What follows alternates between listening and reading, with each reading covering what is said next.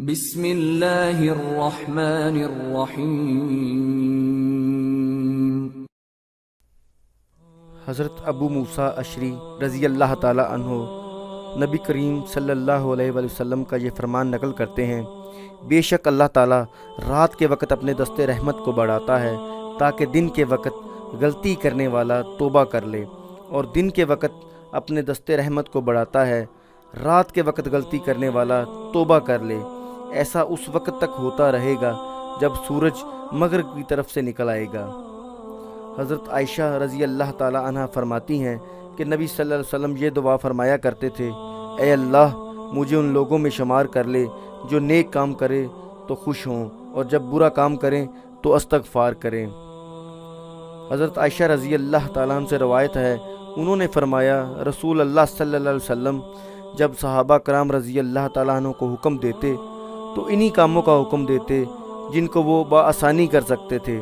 انہوں نے عرض کیا، اے اللہ کے رسول ہمارا حال آپ جیسا نہیں ہے، اللہ نے آپ کی اگلی پچھلی ہر کوتاہی سے درگزر فرمایا ہے۔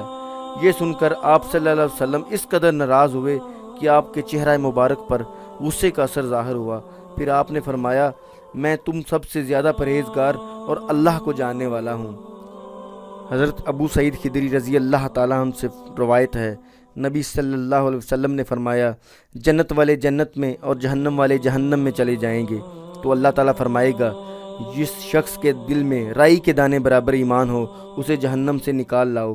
تو ایسے لوگوں کو جہنم سے نکالا جائے گا جو کہ جل کر سیاہ ہو چکے ہوں گے، پھر انہیں پانی یا زندگی کے نہر میں ڈالا جائے گا۔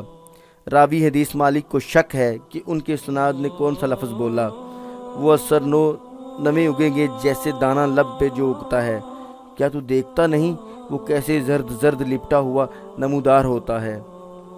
حضرت ابو سعید خدری رضی اللہ تعالیٰ عنہ سے روایت ہے کہ آپ رسول اللہ صلی اللہ علیہ وسلم نے فرمایا، میں ایک مرتبہ سو رہا تھا کہ بحالت خواب میں لوگوں کو دیکھا، وہ میرے سامنے لائے جاتے اور وہ کرتے پہنے ہوئے ہیں، بعض کے کرتے چھاتیوں تک ہیں اور کچھ لوگوں کے اس سے بھی کم، اور عمر بن خطاب رضی اللہ تعالیٰ عنہ کو میرے سامنے اس حالت میں لایا گیا کہ وہ کرتا پہنے ہوئے ہیں اور اسے زمین پر گھسیٹ رہے ہیں۔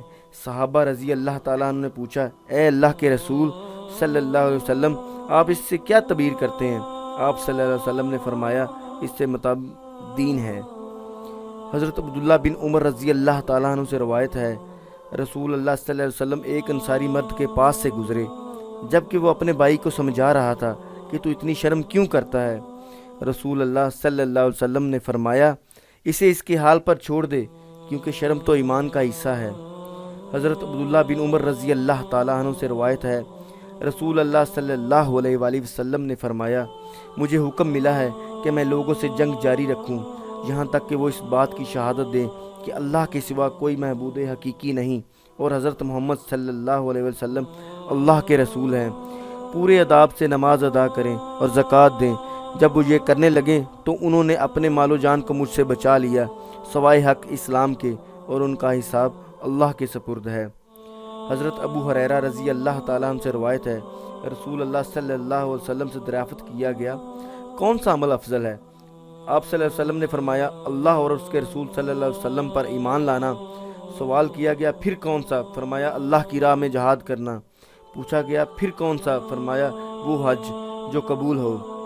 حضرت ابن عباس رضی اللہ تعالیٰ عنہ سے روایت ہے، انہوں نے کہا، نبی صلی اللہ علیہ وسلم نے فرمایا، میں نے دوزخ دیکھی تو وہاں اکثر عورتیں تھیں کیونکہ وہ کفر کرتی ہیں۔ لوگوں نے کہا، کیا وہ اللہ کے ساتھ کفر کرتی ہیں؟ آپ صلی اللہ علیہ وسلم نے فرمایا، نہیں بلکہ وہ اپنے خامد کا کفر کرتی ہیں، یعنی ناشکری کرتی ہیں اور احسان فراموش ہیں۔ وہ یوں کہ اگر تو ساری عمر اور سے اچھا سلوک کرے، پھر وہ معمولی سی ناگوار بات تجھ میں دیکھے تو کہنے لگتی ہے کہ مجھے تجھ سے کبھی آرام نہیں ملا۔ حضرت عبداللہ بن عمر رضی اللہ تعالیٰ عنہ سے روایت ہے، انہوں نے فرمایا، ایک سفر میں نبی صلی اللہ علیہ وسلم ہم سے پیچھے رہ گئے تھے، پھر ہمیں اس حالت میں ملے کہ ہم سے نماز میں دیر ہو گئی تھی اور ہم جلدی جلدی وضو کر رہے تھے۔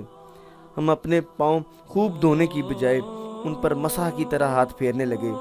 یہ دیکھ کر آپ نے بآواز بلند 3 مرتبہ فرمایا، دوزخ والی ایڑیوں پر افسوس، دوزخ میں جانے والی ایڑیوں پر افسوس۔